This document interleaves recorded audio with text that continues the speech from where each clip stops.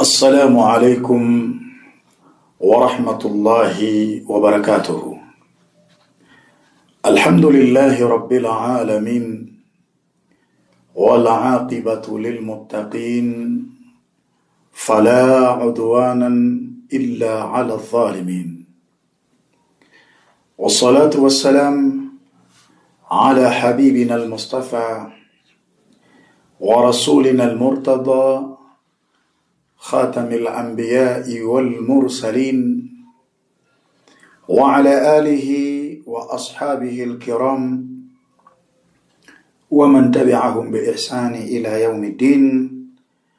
أما بعد، أيها المشاهدون الكرام، ndugu wapenzi watazamaji ambao imekuwa ni ada yenu kutufuatilia vipindi vyetu vya tiba za kisunna na visomo vya ruqya, kwa mara nyingine tunakutana tena kwa ajili ya kuzungumza na kuelezana na kushauriana juu ya mambo muhimu yanayotaalaki na afya za wanadamu, lakini pia maisha yao kwa ujumla. Na leo niko hapa kukupa faida ya dua kubwa inayoitwa dua ya mafundo 12, ambapo dua hii wanawazuoni wenye kushughulika na masala ya siri za Qur'ani na siri za adhkari ambazo kazifundisha Mtume sallallahu alaihi wasallam, dua hizi wamezipanga milango 12 na wakatoa muongozo kwamba milango 12 itahusika kwenye kufunga mwaka na milango 12 mingine itahusika kwenye kufungua mwaka. Hivyo basi dua hii wakaita kuwa ni dua ya mafundo 12, ambapo huwa inasomwa mwaka unapomalizika, lakini pia husomwa mwaka unapoingia.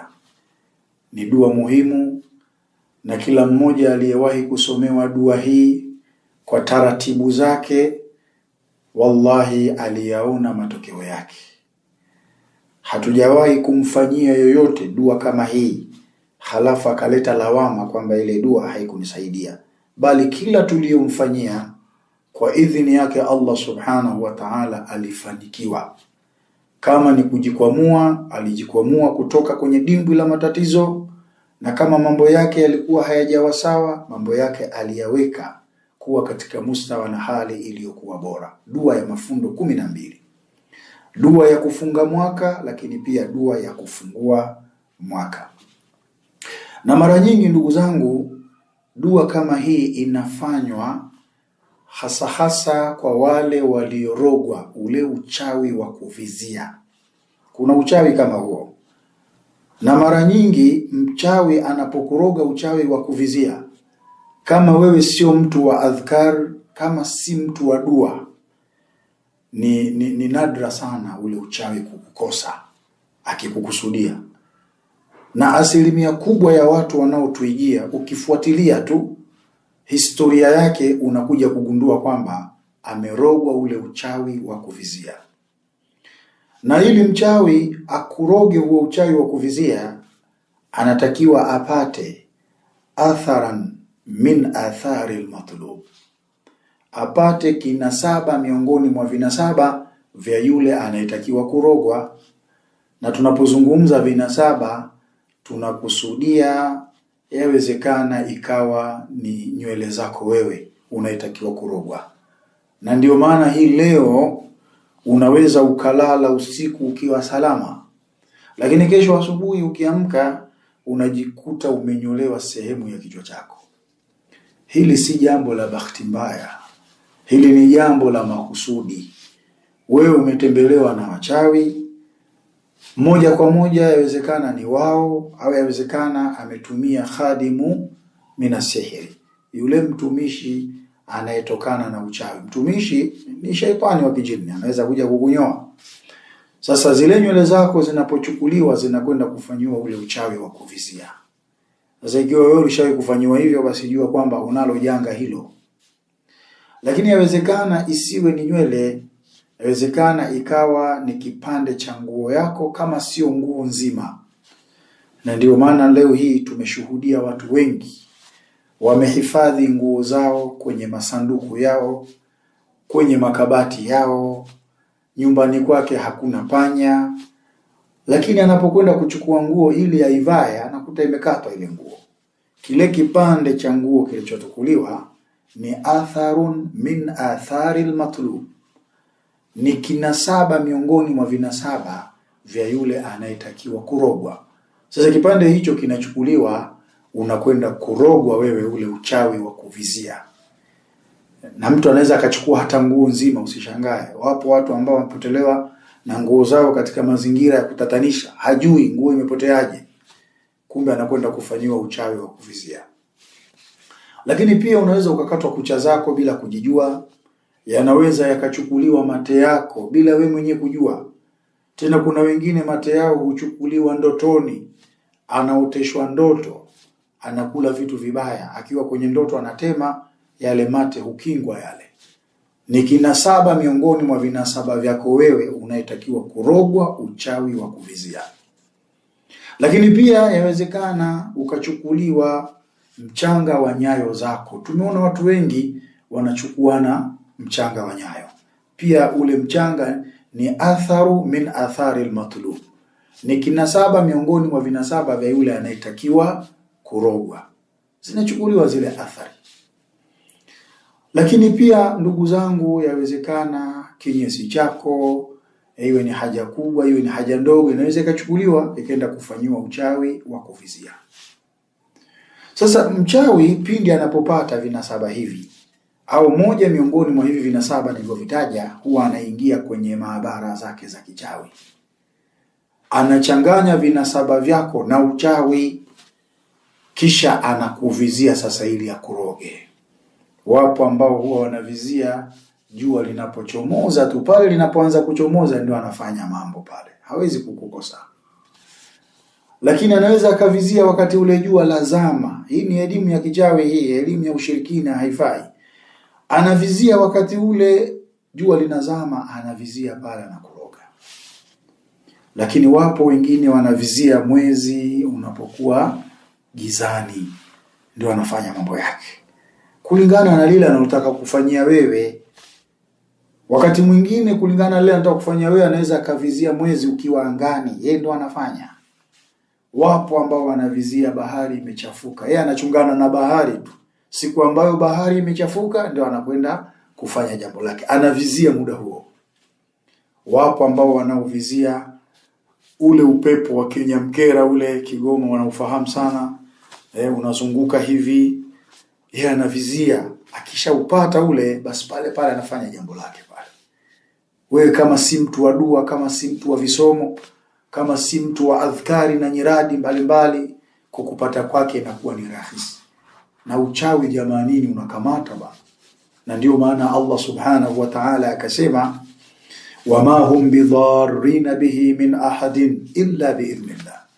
Wachawi hawawi ni wenye kumdhuru yoyote kwa huo uchawi wao ila kwa idhini ya Allah. Hii inatufundisha nini? Allah akitaka uchawi unakudhuru. Sasa ili Allah asitake, tumia visomo mbalimbali vya Qur'ani, visomo vya dua, adhkari mbalimbali, nyiradi mbalimbali. Yaani wewe jiweke karibu na Allah subhanahu wa ta'ala. Mchawi hawezi kupata idhini ya kukuroga wewe. Lakini sasa wapo watu ambao tunazungumza hivi tayari wamekwisha athirika. Hatuwezi kuacha hivyo hivyo, lazima tuwasaidie. Lakini mchawi anapotaka kuroga uchawi huu wa kuvizia huu, ana uwezo wa kukuvizia wewe mwaka unapomalizika. Kama hivi tunakwenda kumaliza mwaka, anavizia. Lakini pia anaweza kavizia wakati ule mwaka unapoingia. Na hii ndio inaitwa sihrul marsud, uchawi wa kuvizia. Na ndio maana hii leo kwa utafiti na kwa uchunguzi, unapofika mwisho wa mwaka kama hivi, mabalaa huwa mengi yanatokea. Ajali nyingi huwa zinatokea mwisho wa mwaka kama hivi. Hata wale washirikina na wenyewe huenda majumbani mwao kwenda kutambikia. Washirikina na mshirikina ndio ndugu yake mchawi. Kama unavyoona mshirikina anakwenda kutambikia kule Bariadi, kama unavyomwona mshirikina anakwenda Kilimanjaro kutambikia mwisho wa mwaka, basi jua na wachawi hivyo hivyo mwisho wa mwaka huwa wanatoa makafara, tena makafara mazito kweli. Na wakati mwingine kafara wanazozitoa tunaambiwa na watafiti, aghlabu ma yakunu dima, mara nyingi sana huwa ni damu, tena damu za watu. Na ndio maana mwisho wa mwaka huwa panatokea mambo mengi na watu wengi huwa wanapoteza maisha. Na elimu ya tiba bwana ni majaribio na uchunguzi na utafiti. Kwa hiyo utafiti umefanyika, uchunguzi umefanyika, imeonekana mwisho wa mwaka yanafanyika mambo ya hovyo kweli. Na ndio maana wanazuoni hawa wa tiba wakaweka dua ya kufunga mwaka na dua ya kufungua mwaka.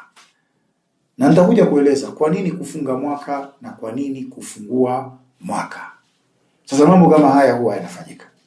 Tena kwa uchunguzi namna ulivyofanyika, kuna baadhi ya wachawi unapofika mwisho wa mwaka kama huu huwa wanafanya vikao kwa wale waliowakabidhi majukumu. Je, wameyatekeleza majukumu yao inavyotakiwa?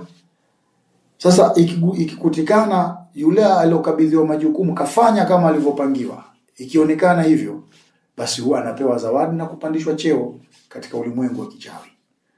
Na kama alikabidhiwa majukumu ya mwaka mzima hakuyatekeleza, anapata adhabu na kushushwa cheo. Sasa unapofika mwisho wa mwaka kama huu, watu wanapeleka ripoti zao, na mwaka unapoingia wanakabidhiwa majukumu mapya. Wapo wanaokabidhiwa majukumu ya kuwaroga watu afya zao, kuwaharibia watu afya. Wengine wanakabidhiwa majukumu ya kuwaharibia watu uchumi. Wapo wanaokabidhiwa majukumu ya kuharibu biashara za watu. Kuna wengine wanawaharibia watu mahusiano.